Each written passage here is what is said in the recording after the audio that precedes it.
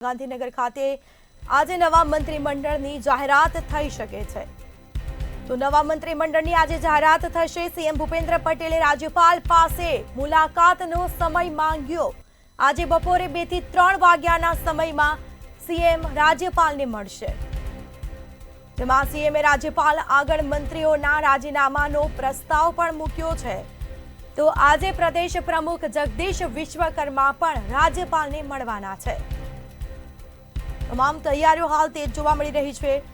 તો ગાંધીનગર ખાતે આજે નવા મંત્રીમંડળની જાહેરાતો થઈ શકે છે। આવતીકાલે શપથવિધિ કાર્યક્રમ।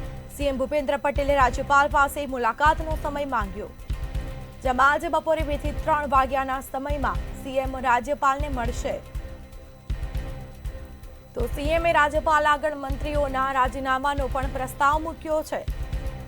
તો આજે પ્રદેશ પ્રમુખ જગદીશ વિશ્વકર્મા પણ રાજ્યપાલને મળવાના છે। આવતીકાલે ગાંધીનગરના મહાત્મા મંદિર ખાતે શપથ સમારોહ સવારે 11 કલાકે આવતીકાલે જે શપથવિધિ કાર્યક્રમ યોજાવાનો છે।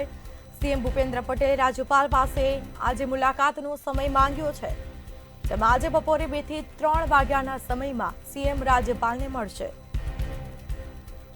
તો સીએમએ રાજ્યપાલ આગળ મંત્રીઓના રાજીનામાનો પ્રસ્તાવ મૂક્યો।